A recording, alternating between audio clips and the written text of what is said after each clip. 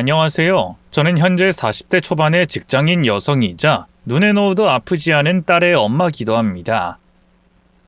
혹시 누군가에게 협박을 당해본 적이 있으신가요? 상대의 약점을 잡아서 원하는 것을 얻기 위한 그런 협박 말입니다. 최악이긴 하지만 저는 협박을 꽤 오랜 시간 당했고 제 약점은 바로 제 딸이었죠.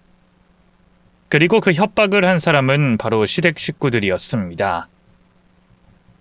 이런 끔찍한 상황이 된 이유는 바로 제 첫 번째 결혼 때문이었죠. 저는 사실 29살에 한 남자와 결혼을 했었어요. 전문 투자자였던 전 남편은 자신의 일에 열정이 넘치고 자부심이 있는 그런 사람이었습니다. 더구나 무척이나 가정적이고 딸에게도 굉장히 잘했었어요. 만약 완벽한 남편에 대한 리스트 목록이 있다면 그곳에 전부 체크해도 될 정도라고 봐도 될 정도로 말입니다. 임신을 한 뒤에도 저는 일을 하고 있었는데 남편은 자신이 혼자 돈을 벌어도 충분하다며 제게 일을 그만두게 했었어요.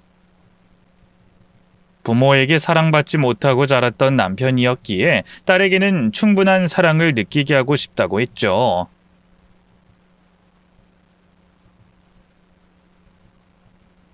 물론 저에게 아이의 양육을 전부 맡긴 건 아니었습니다. 그렇게 바쁜 와중에도 주말엔 온전히 아이를 돌봐줬죠. 저는 그런 남편을 존중했고요.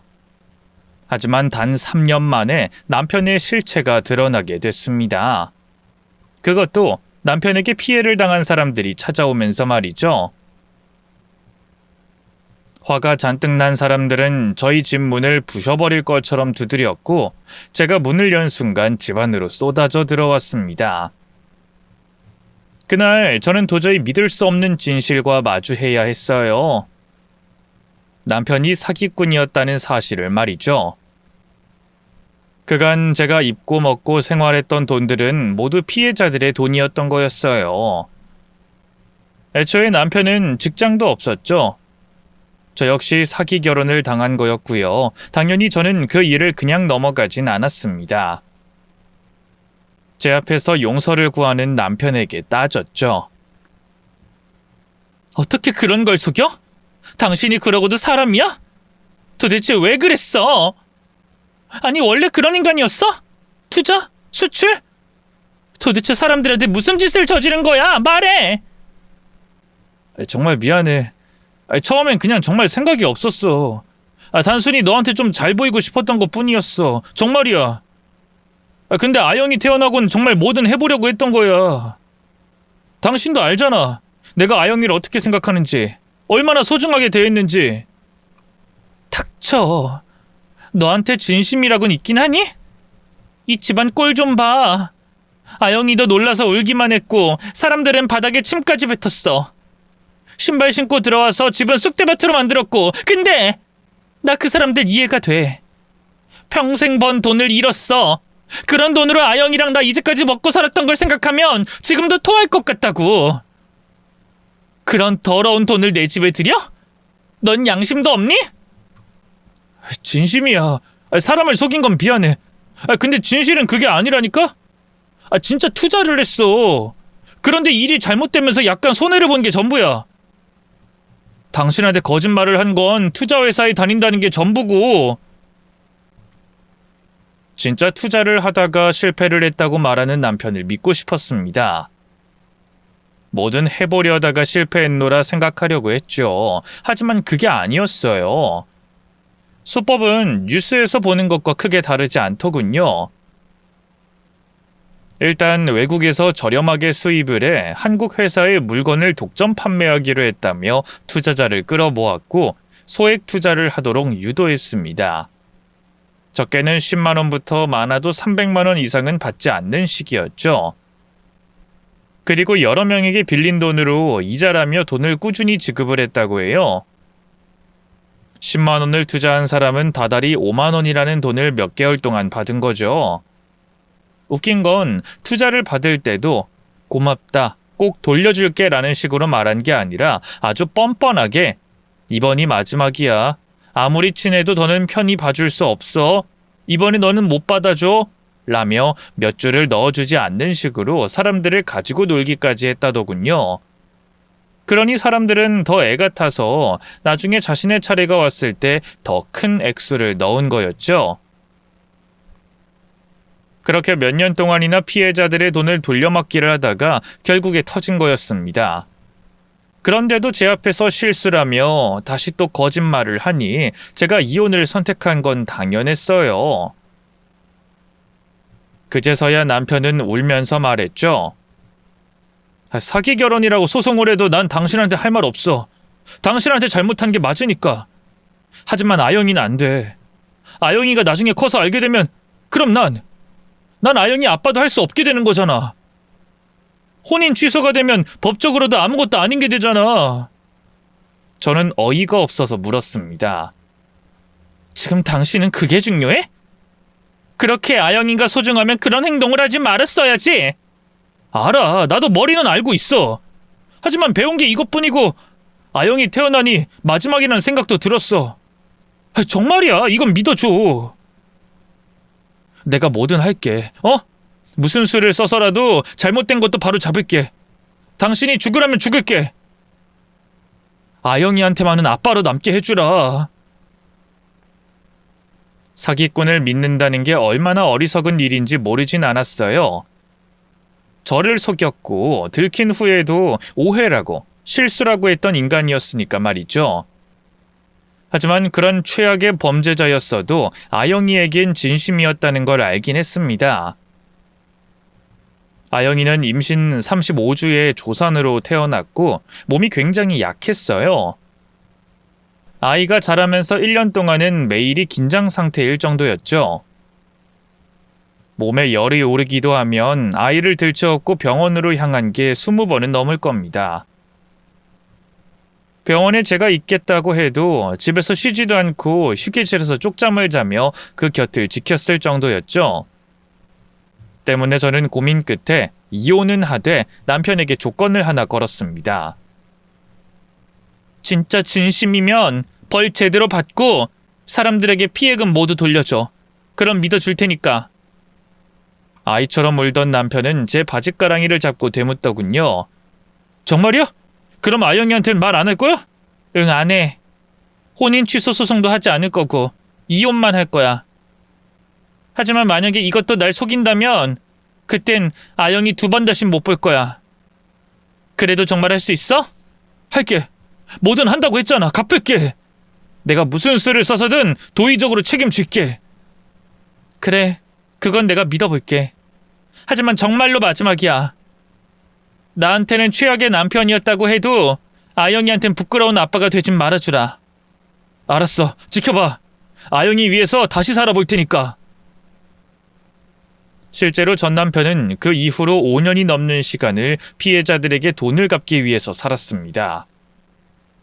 살고 있던 아파트를 처분하고 자동차까지 팔았고 나머지는 막노동과 배달 일을 했죠. 그러면서도 돈이 생길 때마다 아영이의 양육비까지 보냈습니다. 그래서 딸을 한 달에 2번씩 만날 수 있게 했고요.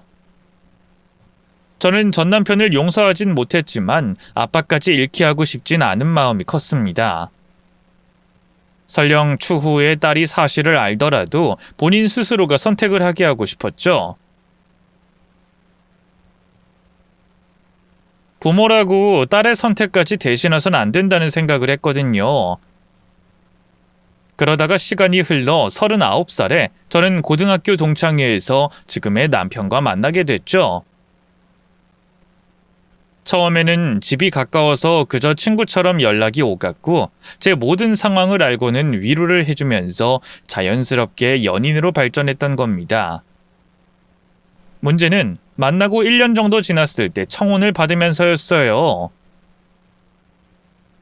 저는 애초에 만날 때부터 결혼은 하지 않겠다고 말을 했었기에 골치가 아팠죠. 승재야, 내가 이전에도 말했잖아. 결혼은 안 된다고. 그런데도 넌 괜찮다고 했었고.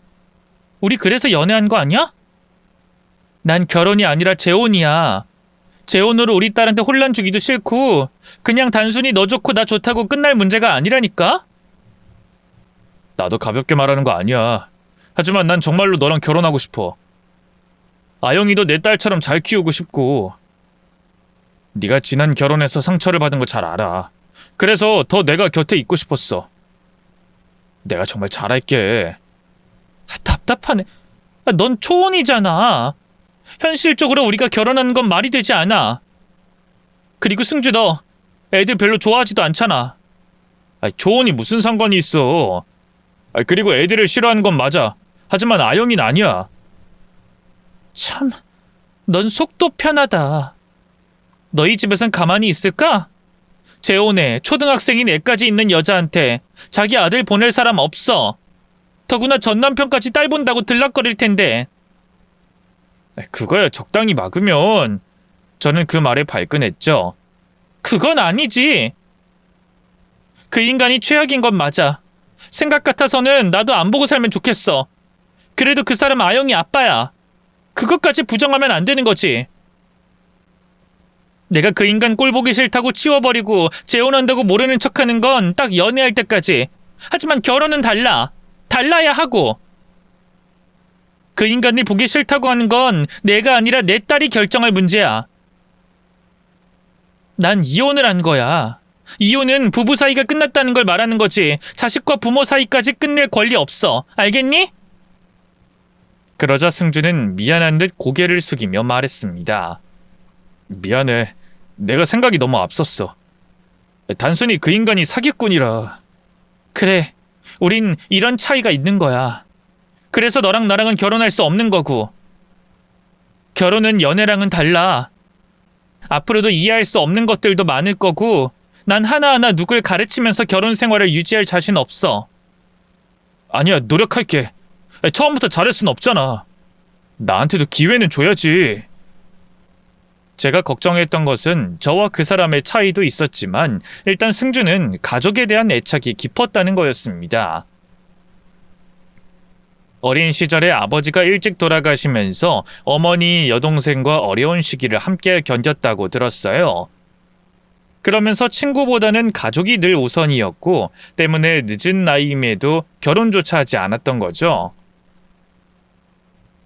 어릴 때는 아버지가 남긴 빚을 갚느라 또 커서는 여동생의 결혼 자금을 모으느라 제대로 된 연애도 한 적이 없다고 했습니다.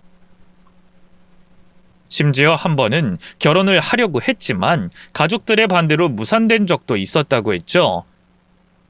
그래서 몇 번이나 제게 청혼을 했지만 저는 모두 거절해버렸어요. 그러다가 실제로 헤어지기까지 했죠. 그런데 그러고 얼마 후 제게는 상상도 하지 못했던 갑작스러운 일이 벌어지게 됐습니다. 부모님이 동네 사람들 몇과 함께 갔던 등산에서 낙상사고로 돌아가시게 된 거였죠. 저는 그 충격에서 쉽게 빠져나오지 못했습니다. 너무나 거짓말 같은 상황에 정신을 차릴 수도 없었고요. 언제까지나 제 곁에 있어줄 거라고 생각한 것은 아니었지만 두 분 다 나이도 많지 않았고 건강했기 때문이었습니다. 그땐 마치 세상에 홀로 남겨진 그런 기분이었죠. 그런데 바로 그때 승주가 소식을 듣고 제 곁을 지켜준 거였습니다. 넋을 놓고 있는 저를 대신해서 사람들에게 감사를 전하고 조문객을 상대하기까지 했죠. 심지어 제 딸을 돌봐주기까지 하면서 남은 장례 절차에 대해서도 척척 알아서 해줬죠. 저는 처음엔 거절했습니다. 됐어, 우리 헤어졌잖아. 부담스러워, 얼른 가. 아니, 부담스러워하지 마. 아버지 돌아가셨을 때 내가 다 해본 것들이야. 그러니까 난 도움을 줄 수 있고 넌 받기만 해. 굳이 연인이 아니라고 해도 친구로도 할 수 있는 거니까. 지금 생각해도 그때 승주가 없었다면 전 아무것도 하지 못했을 거란 생각이 들 정도였어요.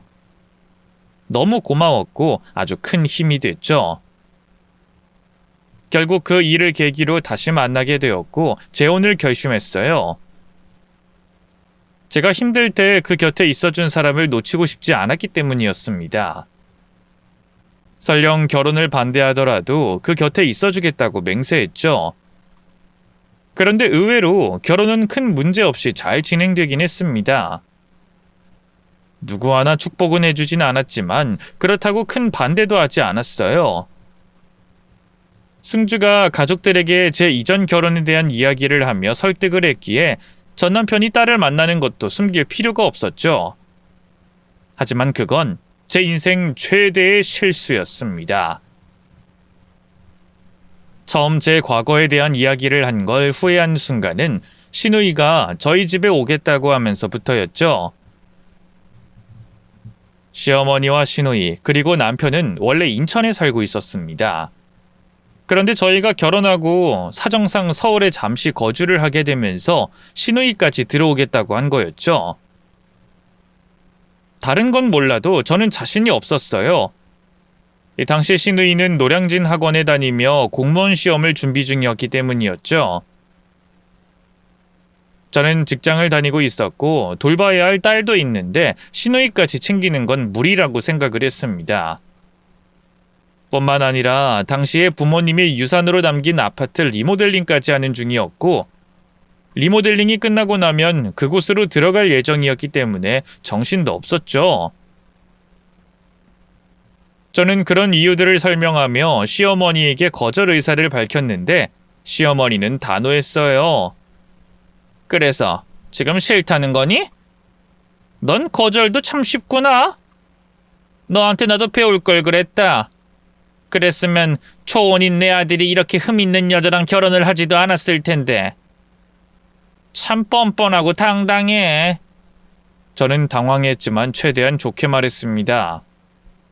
싫다는 게 아니라 어차피 저희는 여기 오래 있지도 않을 생각이거든요. 그래서 방도 2개뿐이고 무엇보다 제가 일을 나가서 제대로 챙기지도 못할 거라서요. 공무원 준비하는 것도 결국 수험인데 괜히 잘못했다가 피해가 갈 수도 있잖아요. 챙기고 안 챙기고는 승주가 알아서 하겠지. 승주는 프리랜서라서 집에 오래 있으니 알아서 할 거고. 그리고 나도 너희 집 가봐서 알잖아. 거기 옷방을 네 딸한테 주면 되는 거 아니니? 어차피 아직 어려서 작은 방을 더 좋아해.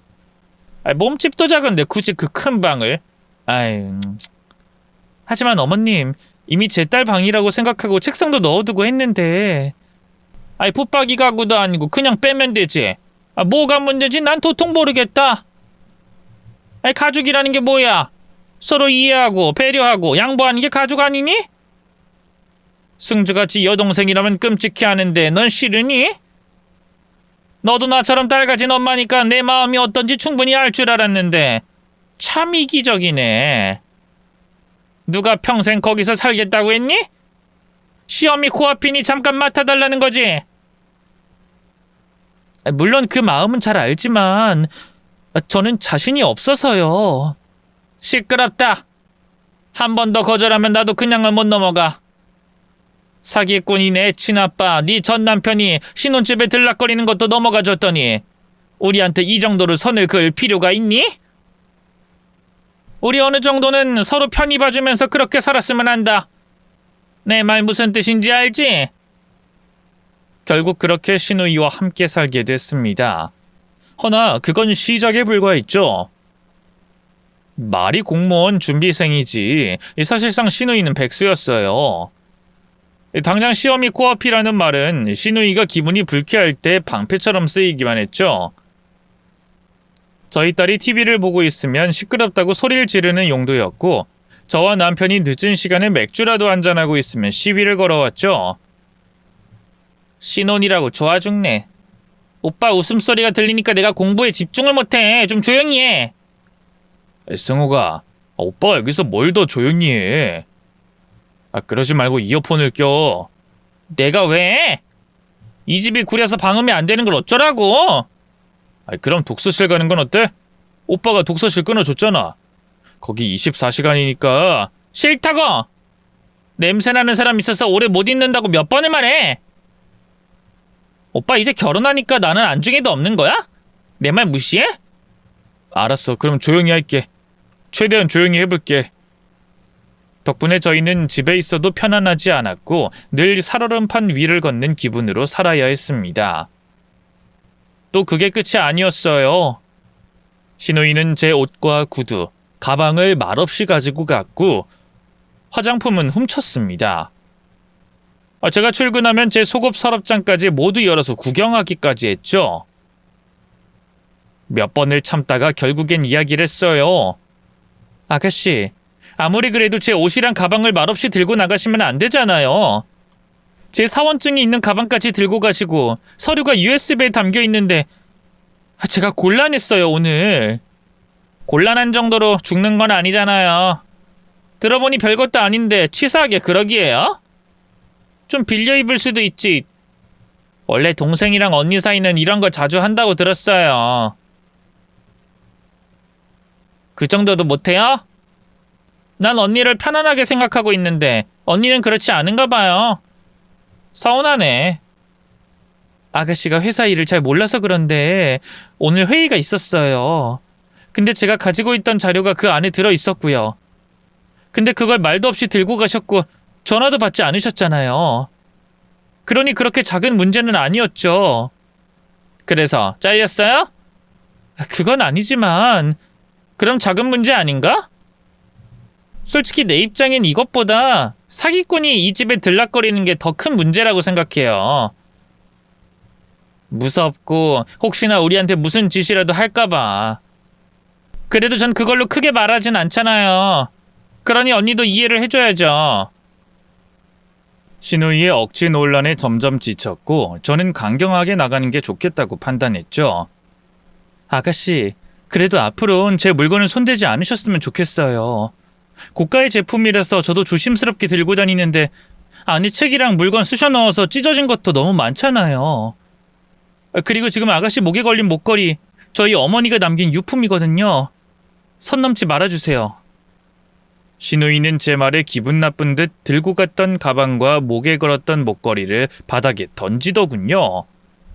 와, 선? 진짜 치사하네.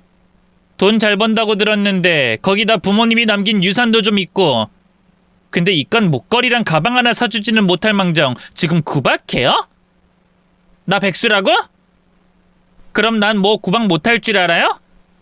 이런 식이면 나도 아영이한테 친아빠가 어떤 사람인지 말해줘야겠네.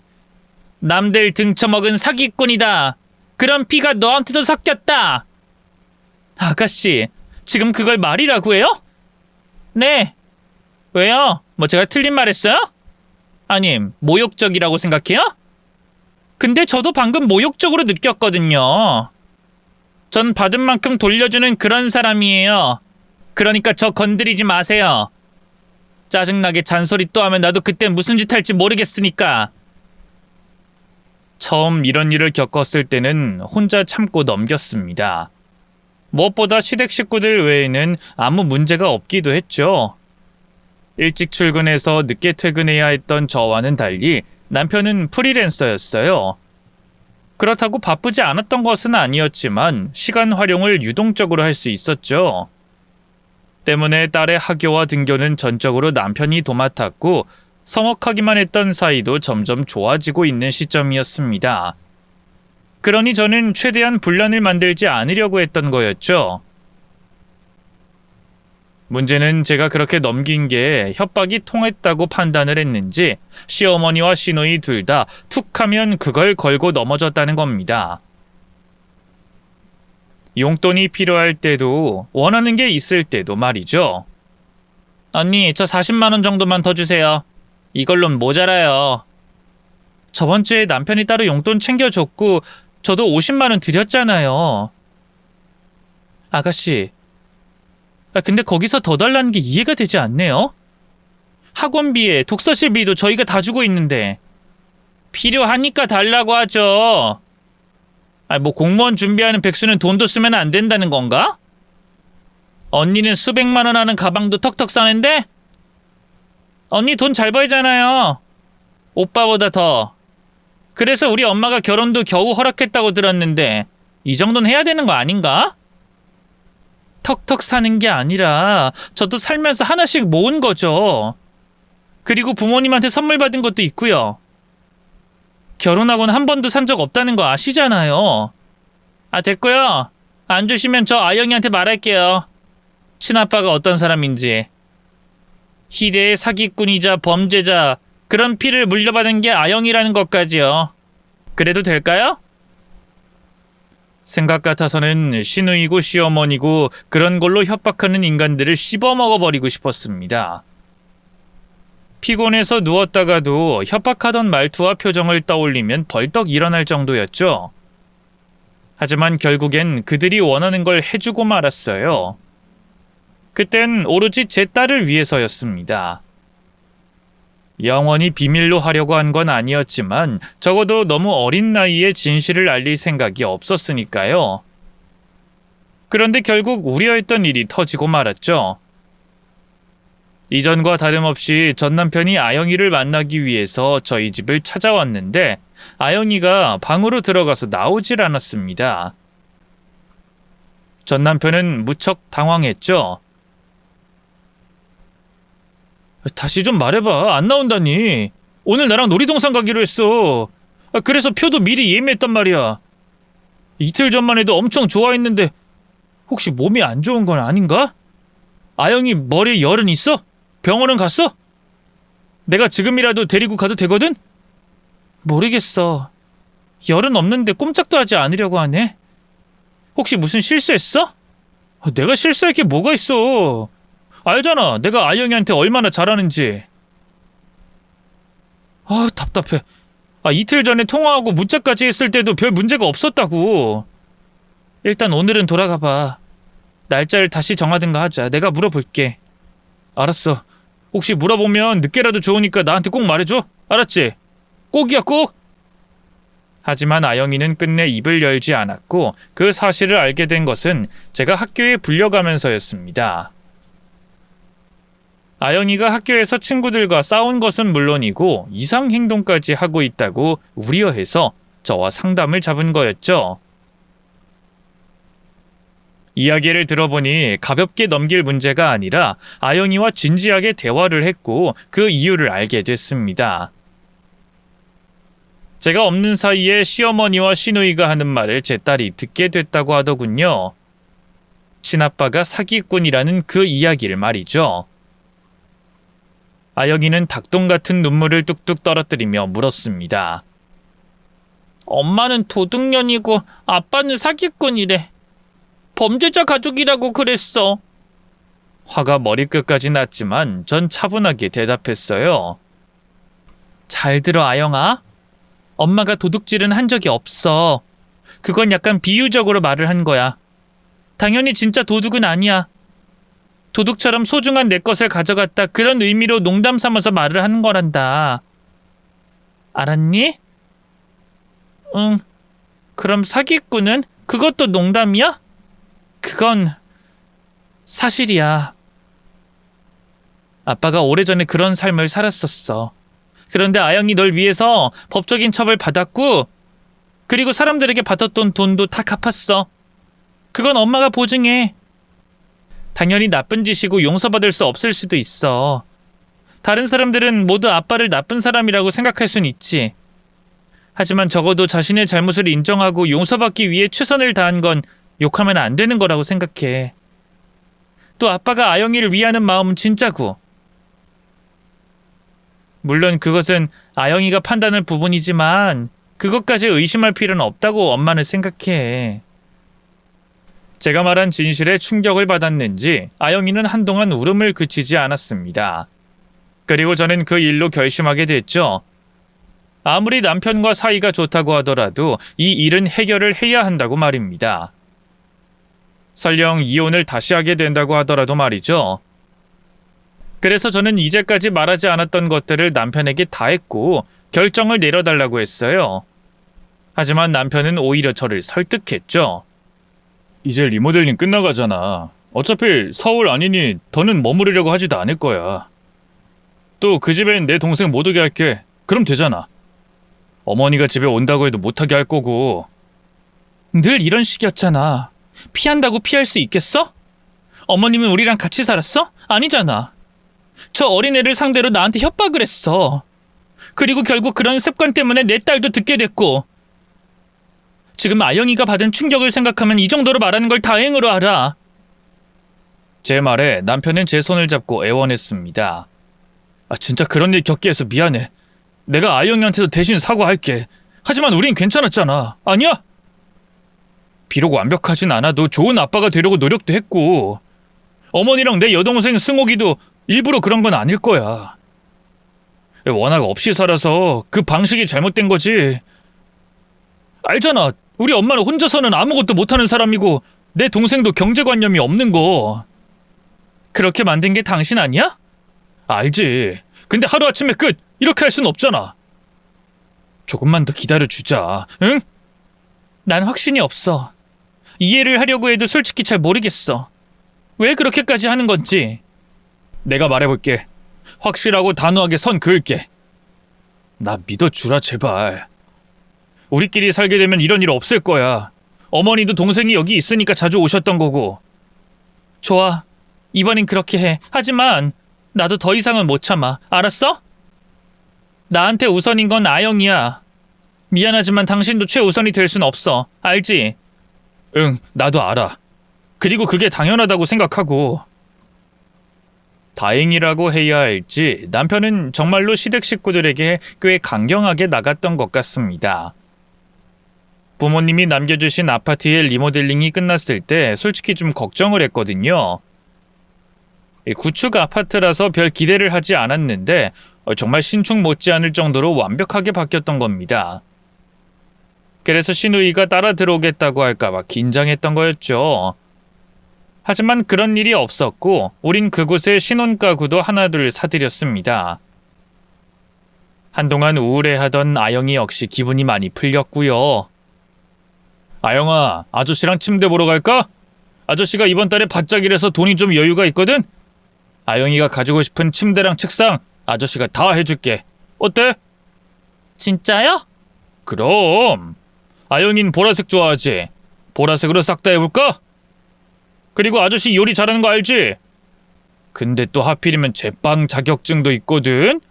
이참에 오븐 사서 아영이 좋아하는 빵이랑 간식까지 싹 다 만들어줄 거야. 아저씨가 케이크도 직접 만들어줄게. 좋지?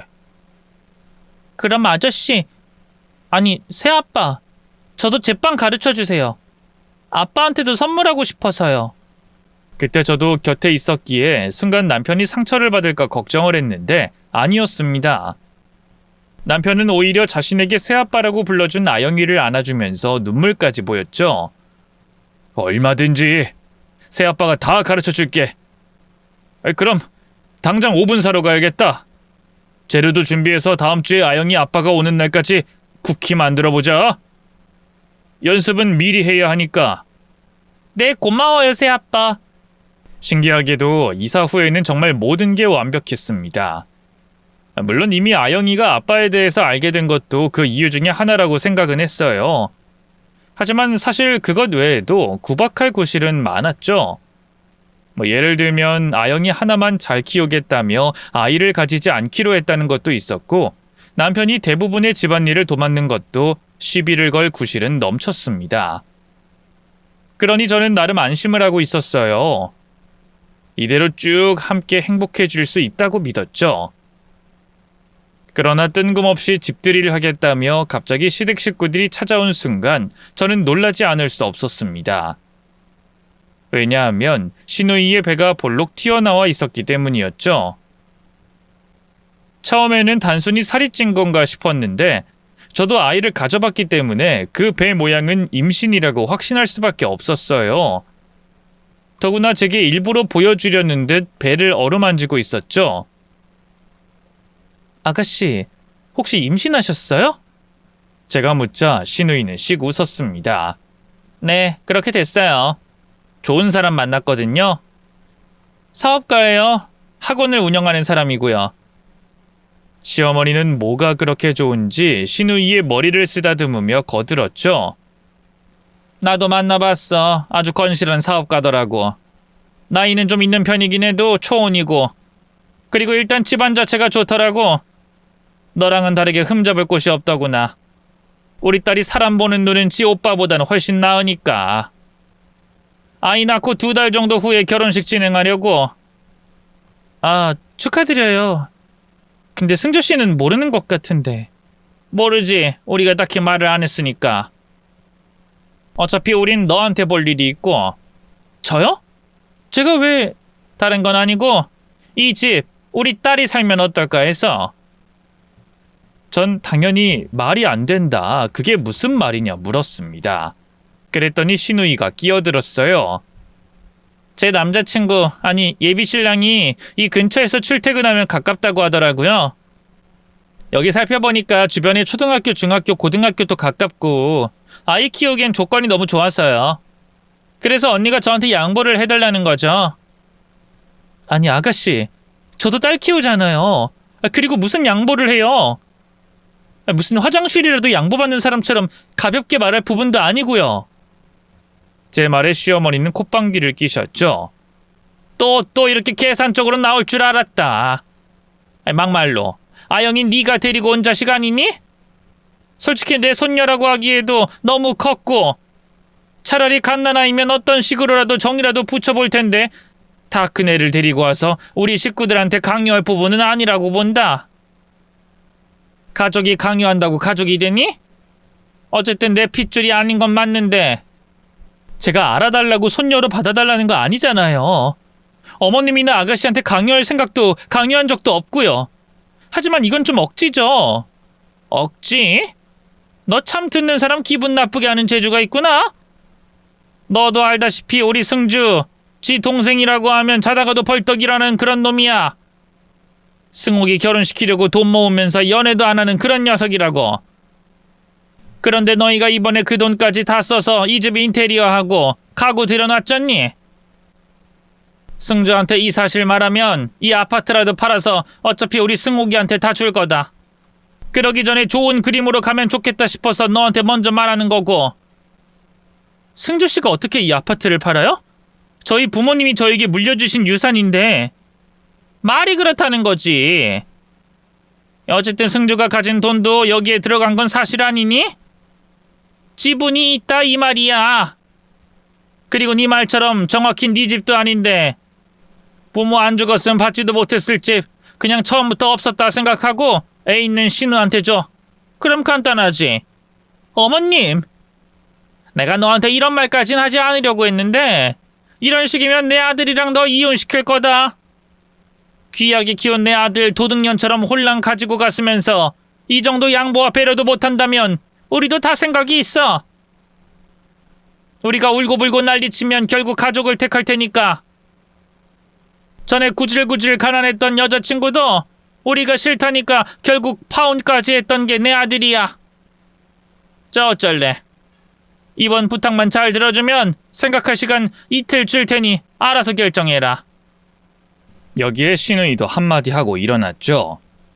제가 좋은 곳에 시집가서 갚으면 되는 거죠. 언니도 좋게 생각해요. 아 그리고 집은 최대한 빨리 비워주면 좋겠어요. 이사 날짜가 애매하면 우리 엄마 집에 있어도 되니까요. 시어머니와 신우이가 나가고 저는 화장실로 달려가서 톡까지 했습니다. 아무래도 제 딸에게 준 상처도 아직 아물지 않았는데 이젠 부모님이 남긴 유산까지 노리는 꼴에 속이 뒤집혔죠. 처음에는 남편과 상의를 해볼까도 생각했어요. 하지만 누구보다 가족이 우선이 될 사람이라는 걸 모르지 않았기에 제가 선택한 것은 다름 아닌 전 남편이었죠. 물론 따로 만나고 싶진 않았기에 전화로 모든 상황을 설명했습니다. 그랬더니 전 남편 역시도 꽤 충격을 받은 것 같았죠. 그래서 그때 아영이가 날 안 만나겠다고 했구나. 다시 괜찮아졌기에 신경도 안 썼는데 미치지 않고서. 그래서 어쩔 거야? 뭘 어째. 나도 지금 답답하니까 전화를 했지. 이혼 각오했냐고 묻는 거야. 그런 인간들한테 휘둘리는 남자랑 계속 살 거냐고. 저는 한숨을 쉬었습니다. 나도 답답해. 맘 같아선 이혼하고 싶어. 근데 뭐 답은 나온 거 아니야? 물론 그 사람 내가 봐도 괜찮은 사람이야. 일단 전 남편인 내가 껄끄러울 텐데도 내색도 안 하고 아영이한테도 잘하는 거 알지. 근데 딱 거기까지지. 결국 아영이가 상처받게 된 건 어쩔 거야? 결국 우유부단한 그 성격으로 아영이 못 지켰잖아. 그럼 끝! 이혼 탕탕탕! 당연한 걸 왜 고민해? 단순히 그런 문제가 아니야. 당신은 모른다고. 내 입장이 아니니까. 몰라. 난 솔직히 당신 혼자면 이혼을 하든 볶아 먹든 별 신경도 안 썼어. 왜? 당신 인생이니까. 근데 아영이는 아니야. 그런 집에서 못 두겠다고. 아님 내가 아영이 데리고 살 거야. 우리 아영이 때문이야. 이제야 그 사람한테 마음을 열었는데 또 다시 상처를 줄까봐 무서운 거라고. 2번 이혼한 엄마? 그게 아이한테 상처 안 줄 것 같니? 제 말에 전 남편이 이렇게 대답하더군요. 나도 이해해준 아영이야. 그러니까 당신 딸 믿어. 당신이 어떤 결정을 해도 이해할 거야. 하지만 그냥은 하지 마. 내 딸 상처 준 건 반드시 받아내. 알았어? 뭐라는 거야? 이혼을 하라는 거야, 말라는 거야? 아니 뭐 재산 분할이라도 받으라고? 드라마를 너무 봤다. 고작 몇 년으로 재산 분할 못 받아. 재산 분할 따위가 아니라 제대로 복수를 하라는 말이야. 끝내려면 너 혼자만 손해보는 짓 하지 말라고. 아영이 생각하면 지금 당장이라도 가서 내가 확 개판 쳐버리고 싶은 심정이니까. 잘 들어. 앞으로 뭘 해야 하는지 알려줄 테니까. 뭘 알려줘? 뭐 사기라도 치라는 거야? 비슷하지. 미쳤니? 아직도 그 벌은 못 고쳤어? 고쳤어. 근데 괘씸하잖아. 어느 정도 피해는 주는 게 공평하지. 다른 건 몰라도 딱 2개만 알아와. 그 신우인지 뭔지 아는 여자가 만나는 남자 이름, 무슨 사업하는지, 그리고 도대체 왜 당신 집을 노리고 있는지. 일단 집 주겠다는 식으로 거짓말하고 2개는 알아오라고. 전 남편은 제게 연기까지 가르치면서 지시를 했지만 저는 망설였습니다. 시어머니는 자신의 딸을 위해서 그런 억지를 부리고 시누이는 임신을 한 상태라서 올바른 판단을 못하는 거라고 그렇게 믿어보려고 했었죠. 하지만 그러고 얼마 뒤에 시어머니가 이삿짐 센터를 부르는 순간 알게 됐어요. 그들을 논리적으로 이해할 수 없다는 걸 말이죠. 그래서 저는 전 남편이 이야기했던 그대로 복수를 준비했습니다. 일단 시작은 이랬어요. 시어머니와 시누이에게 아파트를 양보해 주겠노라 거짓으로 이야기를 했습니다. 적당히 진실을 섞어서 이야기를 하면서도 그들의 비위를 맞췄고요. 비록 거짓말이긴 했어도 고맙다, 면목 없다라는 말이 나올 줄 알았는데 시어머니의 첫마디는 이거였죠. 진즉에 그럴 것이지. 저는 최대한 표정을 숨기고 대답했습니다. 그렇죠. 저도 생각할 시간이 좀 필요했거든요. 알지 알아. 내 아들이랑 이혼하는 건 무섭긴 하지? 하긴 어디 가서 승주 같은 남자를 만나겠어. 이제 너도 40대니까 더 이해는 할 거다. 잘난 놈들은 잘난 년들이 다 가지고 갔고 제대로 된 놈들 찾기 힘들지. 멀리 가서 찾을 필요도 없어. 너만 해도 사기꾼이랑 결혼을 안 했니? 세상이 널린 게 남자라고 말은 해도 제대로 된 것들은 드물다는 거 누구보다 잘 알 거 아니니? 어쨌든 생각은 잘했다. 근데 집은 언제 비울 거야? 이삿짐 센터 왔을 때 싹 다 비워야 되는데. 그건 돌려보내더니? 아직 저희가 집을 못 구했잖아요. 그 남편한테도 말을 못했고요. 제가 알아서 집 먼저 구하고 말을 하려고요. 우리 집으로 일단 들어와. 왜? 우리 집이 싫으니? 나랑 못 살겠어? 이 가구들이 들어갈 공간이 없잖아요. 그건 주고 가면 되지. 어차피 새 제품이니 우리 딸 주면 되는 거지. 혼수라고 생각하면 되고. 어때? 간단하지? 그 냉장고는 괜찮은 것 같고 침대도 뭐 저 정도면 뭐. 이상한 요구에도 최대한 좋다 하면서 시어머니 비위를 맞춰줬어요. 그러면서 예비 사위의 직업이나 이름까지는 다 물어봤는데 들을수록 뭔가 기괴했습니다. 상대 남자가 집이 잘 산다면서 아파트의 혼수까지 시누이가 다 하는 게 말이 되지 않았으니까요. 그래서 남자가 혹시나 직업을 속인 사기꾼일 가능성도 생각은 했죠. 그런데 시어머니가 뜻밖의 이야기를 했습니다. 너 혹시 모은 돈은 없니? 나머지 가구도 어떻게든 채워야 할 것 같은데. 결혼식도 그렇고. 아니면 뭐 대출이라도 안 될까? 너 직업도 좋으니까 대출이 쉽지 않니? 아니, 나도 답답해서 그래. 아니, 사실 승홍이가 예비사위한테 이런저런 거짓말을 했는데, 아니, 그것도 따지고 보면 어느 정도는 네 책임도 있어. 저요? 아이, 그래. 승옥이가 네 옷이며 가방, 고가의 구두까지 신고 다니면서 좀 잘난 척했던 모양이야. 결혼하게 될 줄 알았으면 안 그랬겠지. 아이, 그냥 남자친구한테 좀 잘 보이려고 돈도 좀 많이 쓰고 네가 가지고 다닌 사원증도 좀 이용을 했다고 하더라. 좋은 회사 다니면서 연봉도 높고 아파트까지 소유했다는 식으로. 나도 오죽하면 이러겠니? 임신을 했으니 결혼은 시켜야겠는데 이제 와서 가짜라고 하면 그 집에서 뭐라고 하겠냐고. 상상만 해도 머리가 아프다. 저는 그 말을 듣고 어이가 없어서 웃으며 말했죠. 그니까 아가씨가 부자라고 큰소리치고 직업도 있다고 사람들한테 잘난 척까지 한 거네요? 사기꾼들이 그러죠, 보통은. 그거 사기 결혼이에요. 시어머니는 펄쩍 뛰면서 제게 소리를 지르더군요. 걔는 그냥 말을 하다 보니 실수로 그렇게 한 거고! 적어도 예비신랑 입장에서는 그렇지 않을까요? 전 남편도 그랬는데. 전 남편? 어떻게 그런 범죄자랑 비교를 해 감히? 그리고 애 낳고 살다 보면 어차피 그런 건 중요한 것도 아니고 가족이면 그 정도 실수는 눈 감아주고 하는 거지. 그럼 왜 어머님이랑 아가씨는 안 그러셨어요? 제가 잘못한 것 마냥 저를 죄인으로 몰고 간 것도 모자라서 제 딸한테 상처까지 주셨잖아요. 그러면서 뻔뻔하게 집까지 달라고 하고. 너 뭐야? 설마 나 속인 거야? 거짓말로 아파트 주겠다고 했니? 그럼 설마 진짜라고 생각하셨어요? 너 이혼당하고 싶어? 네, 각오했죠. 그리고 방금 했던 그 말들 다 녹음했고요.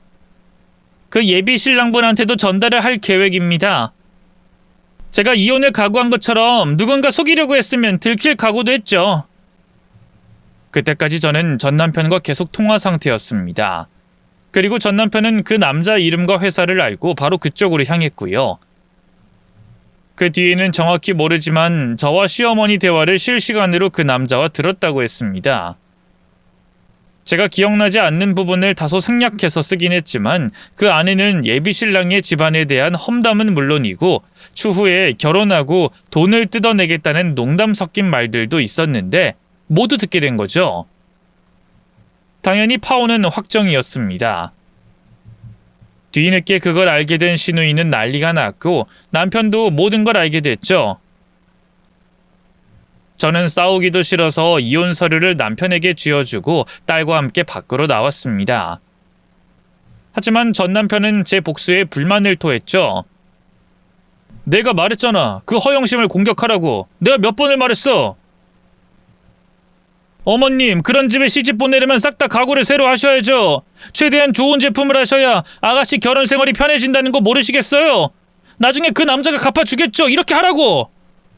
내가 직접 지도까지 해줬는데 차라다가 왜 도중에 멈춰서 화를 냈던 건데? 이게 복수냐? 돈을 쓰게 만들었어야지. 됐어. 더는 관여하기 싫어. 딱 여기까지만 할 거야. 지금이라도 가서 카드라도 긁어. 아주 눈물, 콧물, 똥물까지 빼게 만들란 말이야. 씹어먹어도 모자랄 것들. 내 딸한테 그런 짓하고 상처 준 인간들 용서 못해. 시끄러. 상처 준 건 결국 당신이야. 너, 네 업보라고. 여기까지만 해. 사실 저 역시도 남편이 지시했던 복수를 하면 통쾌할 거라고 생각은 했습니다. 하지만 이성적으로 생각해서 그들에게 금전적인 손해를 끼쳤다면 현실적으로 그걸 갚게 되는 건 남편이었죠. 대상 자체가 바뀐다면 그게 무슨 큰 복수가 될 수 있을까 싶어서 멈춘 거였고요. 그런데 그 일이 있고 얼마 후 저는 진짜 복수를 하게 됐습니다. 남편이 저와 이혼 못하겠다며 찾아와서 말하더군요. 나도 생각 오래 하고 내린 결정이야. 그냥 가볍게 하는 말 아니고 가족들이랑 인연 끊을게. 그리고 나 당신이랑 아영이 옆에 있고 싶어. 진심이야? 쉽게 결정할 거 아니야.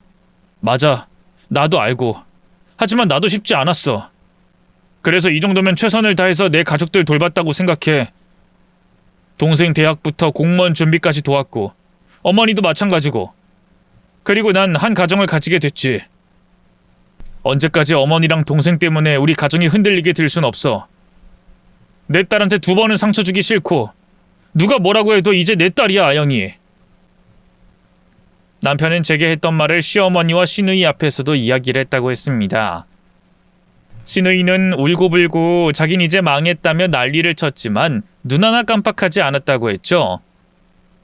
거의 20년 가까이 어머니와 동생을 위해서 살았으니 앞으로는 저와 아영이의 아빠로 잘 살겠다고 하면서 말이죠.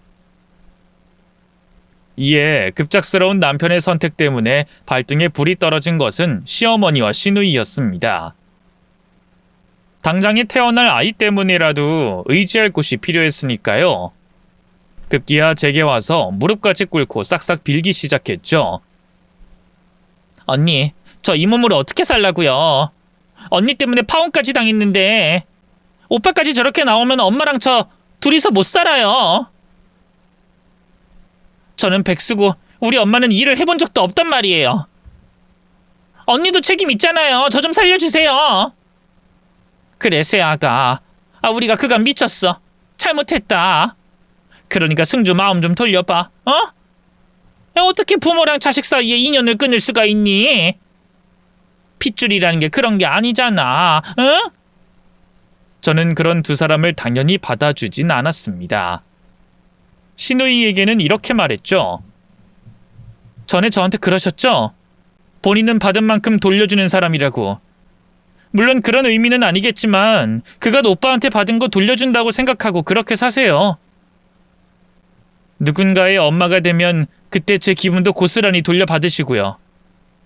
그리고 시어머니에게는 자다가도 벌떡 일어나서 엄마랑 여동생 챙겼던 아들이 결정한 일이잖아요. 부모 자식 사이의 인연을 그렇게 중시하시는 분이 왜 제 딸 가지고 협박을 하셨어요? 왜 저희 부부 이혼시킨다는 막말을 하셨어요? 이전에 저한테 말씀하셨잖아요. 가족이라고 강요하지 말라고. 그 말 돌려드릴게요. 아무리 핏줄이고 아들이라고 해도 화해를 강요할 순 없죠. 라고 이야기를 했습니다. 의도한 건 아니었지만 아마 이게 최고의 복수가 아니었나 싶어요.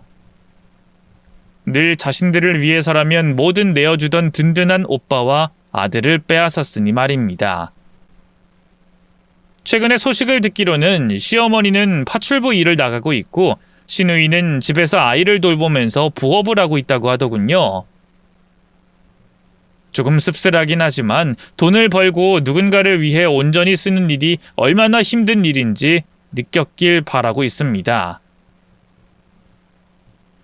이런 말이 있죠. 가족들은 나무의 가지와 같다. 우리는 같은 방향으로 함께 성장하지만 서로 다른 길을 걷는다. 다시 말해, 가족들이 한 뿌리에서 시작한다고 해도 결국에는 서로 각자의 길을 걷게 된다는 걸 부모라면 알아야 한다는 의미이기도 합니다. 뻗어가는 가지를 자신의 입맛대로 구부리고 성장하지 못하도록 막는 게 아니라 해가 잘 되는 방향으로 나아가 잘 자랄 수 있도록 든든한 뿌리와 기둥이 되어줘야 하는 거죠. 끝으로 저희 가족들에 대한 소식도 이야기 드리고 싶어요. 남편과 저, 그리고 제 딸은 아주 잘 지내고 있어요. 매일 퇴근하면 집에서는 빵 굽는 냄새가 진동을 하고 딸과 남편이 만든 음식이 식탁을 꽉 채우고 있죠. 그리고 전 남편 역시도 바로 얼마 전에 커피숍을 열어서 장사를 시작했다고 해요.